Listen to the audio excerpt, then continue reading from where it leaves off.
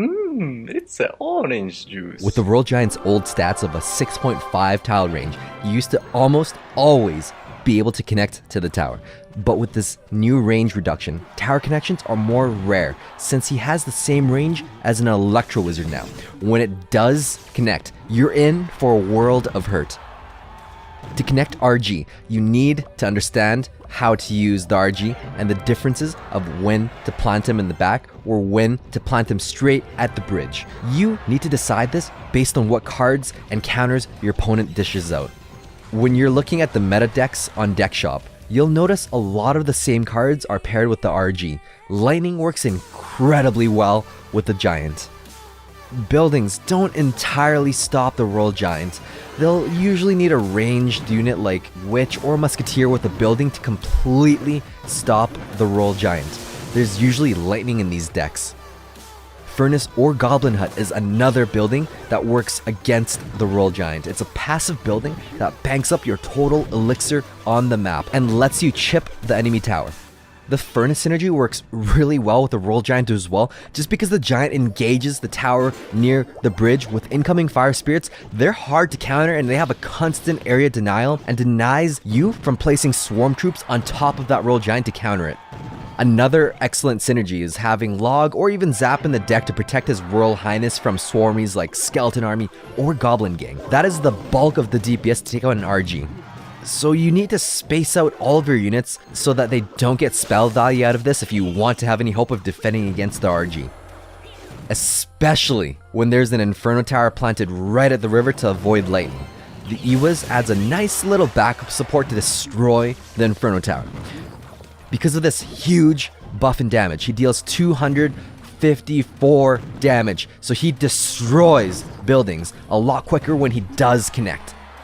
Against Tombstone, it's almost worthless. He pretty much two-shots Tombstone like it's nothing. The skeleton spawns aren't going to reach him in time, especially since the RG always has support units behind him. One of the more reliable buildings that distracts the RG long enough to kill him with support troops are going to be Mortar or Bomb Tower. They have a lot of health. These buildings can tank up to 4 shots from the Royal Giant, buying your mini P.E.K.K.A. or whatever more time to slash him away. Of course, the Inferno Tower is going to be one of the best defensive buildings against the tank, but most RG decks have Zap or Lightning, so prepare your body. If you're facing a lot of Royal Giants, you will need to understand the best counters to RG and incorporate it into your deck. A building, a tank killer, an ice wizard, a tornado, any of these 4 combinations will wreck the Royal Giant. Without any proper counters, a Royal Giant is going to take out your Princess Tower in 10 hits now. The most reliable tank killer has been and always will be the mini P.E.K.K.A. It costs 4 elixir, stops the Royal Giant from getting more than 2 hits on the tower, and if you predict it and plant it fast enough, it's only going to get 1 hit on your tower. Lumberjack is like a fast mini P.E.K.K.A. It's relatively the same DPS and will stop the Royal Giant from getting more than 2 hits on the tower. P.E.K.K.A. is the beefy mini P.E.K.K.A. But surprisingly, it's not exactly stronger than a mini P.E.K.K.A.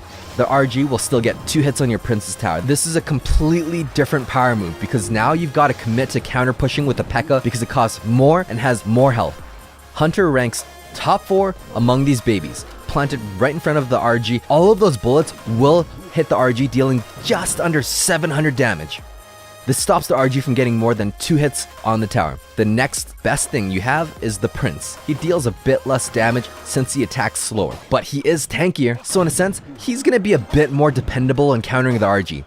The Gentle Giant will get 3 hits on your tower, but now you've got a nice juicy Prince to counterattack. Any of the tank killers in mind, you've got an amazing synergy to pair with any one of them. The Ice Wizard not only slows the Royal Giant's movement, but also his attack speed by 35%. Normally, he takes out the tower in 10 shots, but with an Ice Wizard alone, he dies after 5 shots to the tower.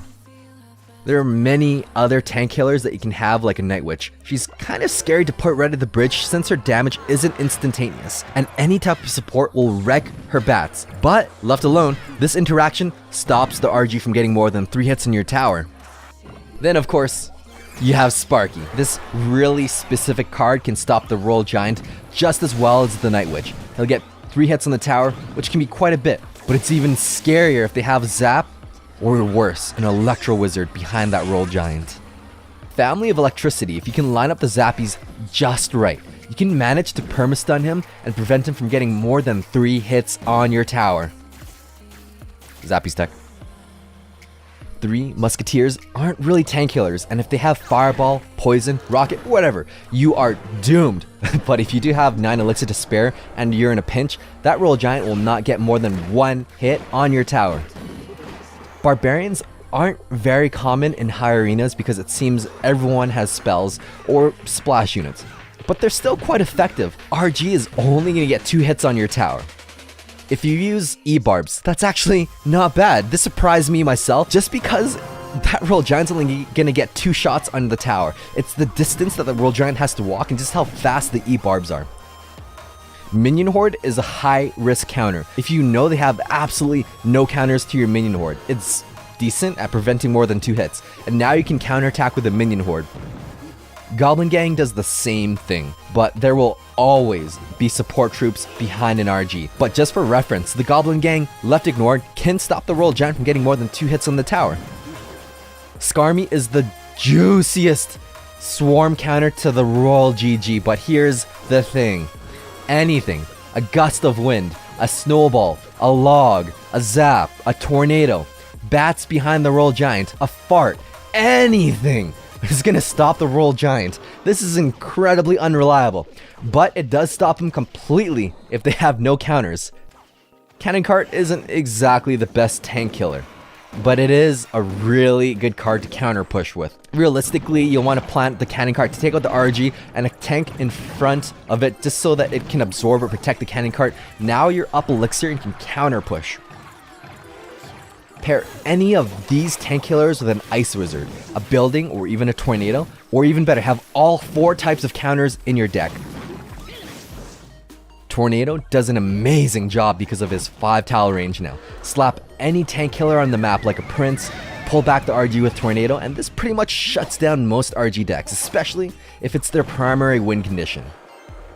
The reason spawners are so good against the RG is because they're passive buildings. So you plant down a building, you bank some elixir on the map. Now that RG has to penetrate through that hut. Ice Wizard or any tank killer paired with a hut, and there's no way that Royal Giant is getting through. So what if he's already connected, but you have a building in rotation? You can push back the Royal Giant with any buildings. Passive buildings like any spawners or elixir collectors will push the Royal Giant out of range and force him to retarget.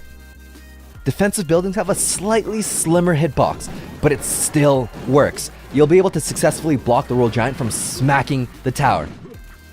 Tesla is the thinnest building, and this still works at pushing the Royal Giant away from the Prince's Tower.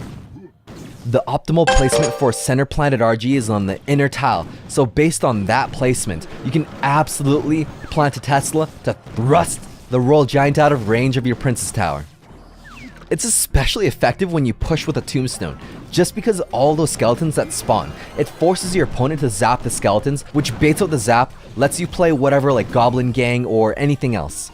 Even if he's locked onto your tower, no problem. Push him back, and you're golden.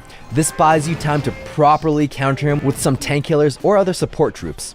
Any tank killer like Mini P.E.K.K.A paired with either the Log or even a 1 Elixir Ice Spirit is enough to stop the Royal Giant from getting more than 1 shot off your tower. This may very well be worth it since the Royal Giant deals more damage than a Fireball each hit. Just throw everything you have. Any small units like Skeletons will make a huge difference too. Electro Wizard plus Skeletons, 1 hit on your tower. That's it. Ice Wizard and Skeletons? The Ice Wizard deals almost no damage, but that slow is so juicy. Royal Giant is only going to get 2 hits on your tower. Of course, there will always be support troops behind the Royal Giant. These are all of the examples to give you better perspective. If you use Executioner and Tornado, that Royal Giant's going to get 3 hits on your tower, but at least you're able to eliminate every single support troop behind the Royal Giant, and you're up an Executioner now. One deck I'm starting to see surface quite a bit more frequently in 12 win grand challenges are bowler decks. This is rather interesting because Bowler is an anti-meta killer. It handles all the Royal Giant tank killers like Mini P.E.K.K.A, Lumberjack, and the Hunter. So Bowler actually synergizes well with the Royal Giants. To summarize how to counter the Royal Giant, bring a tank killer, bring a building, use Tornado, use Ice Wizard, use any of these two combinations, or if you are really scared of Royal Giant, bring all four.